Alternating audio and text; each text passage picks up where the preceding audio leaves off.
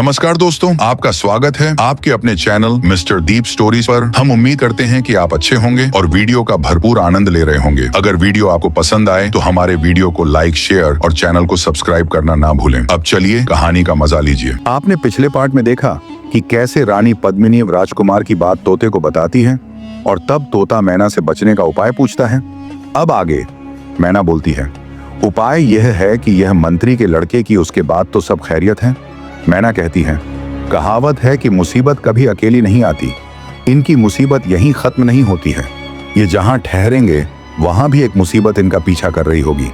तोता अधीर होकर पूछता है, वह कौन सी मुसीबत है? तब मैना बोलती है, सवेरे उठकर राजकुमारी जैसे ही अपने पैर जूते में डालेगी तभी उसमें बैठा सांप उसे काट लेगा। तोते के मुंह से निकलता है, हे भगवान।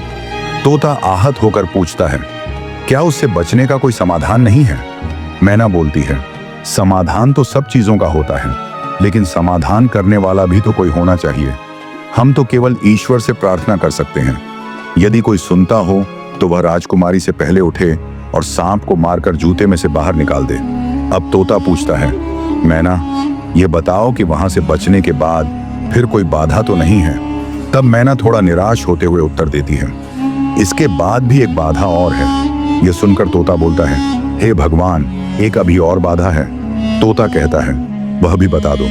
तब मैना तोते को बताना शुरू करती है, ये दोनों एक उड़न खटोले में बैठेंगे और वह उड़न खटोला ऊपर आसमान में जाकर खराब हो जाएगा और नीचे गिर जाएगा, उसमें यह दोनों मर जाएंगे।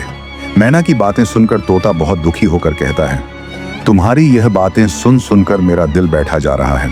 दोस्तों, तोता मैना से कहता, अब तुम जल्दी से बताओ कि क्या इस आफत से बचने का कोई मार्ग है? तब मैना तोते से कहती है, इसका यही एक मार्ग है कि अगर कोई सुनता हो तो वह इन्हें उड़न खटोले में ना बैठने दे। इन सब बाधाओं से पार जाने पर इनकी जिंदगी में आनंद ही आनंद है। मैना की बात सुनकर तोता चैन की सांस लेता है। राजकुमार मैना की एक एक बात बड़े ध्यान से सुन रहा था। अपने ऊपर आने वाली आपदाओं से वह सिहर उठता है, पर वह बचने के उपाय जानकर खुश हो जाता है। उसने मन ही मन मैना का उपकार माना। दोस्तों, उधर सवेरा होने में अब कुछ ही देर बची थी। दोनों पक्षी उड़ जाते हैं। समुद्र का किनारा भी अब दूर नहीं था।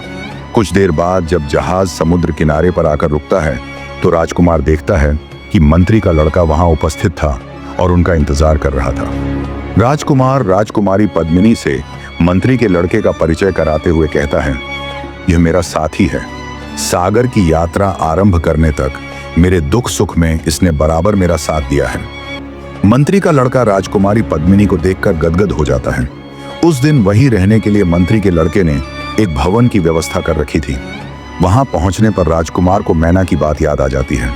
तब राजकुमार कहता है, मित्र, हमें यहां नहीं ठहरना चाहिए, चलो कोई दूसरा घर देखते हैं। तब मंत्री का लड़का कहता है, आपके आने से पहले मैं यहाँ के सारे घर देख चुका हूँ, यह घर सबसे अच्छा है।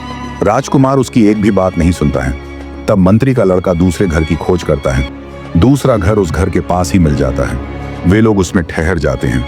बड़ी देर तक राजकुमार मंत्री के लड़के को अपनी कहानी सुनाता रहता है। फिर वे सो जाते हैं। आधी रात के बाद अचानक जोर की गड़गड़ाहट होती है। तब मंत्री का लड़का उठकर बाहर आता है और देखता है कि पहला भवन गिरकर तहस नहस हो गया है। मंत्री का लड़का राजकुमार की दूरदर्शिता की भूरी भूरी प्रशंसा करता है। राजकुमारी पद्मिनी तो सो चुकी थी, लेकिन राजकुमार रात भर तारे गिनता रहता है। वह सुबह होने का इंतजार कर रहा था। भोर होने से पहले वह देखता है कि एक काला विषैला सांप आता है और कुंडली मारकर राजकुमारी पद्मिनी के जूते में बैठ जाता है। राजकुमार चिंतित होकर उस घड़ी की प्रतीक्षा कर ही रहा था। वह अपनी तलवार निकालता है और जूते में बैठे सांप के 2 टुकड़े कर डालता है। सांप को बाहर फेंककर राजकुमारी पद्मिनी के उठने का इंतजार करता रहता है। थोड़ी देर में राजकुमारी पद्मिनी उठती है।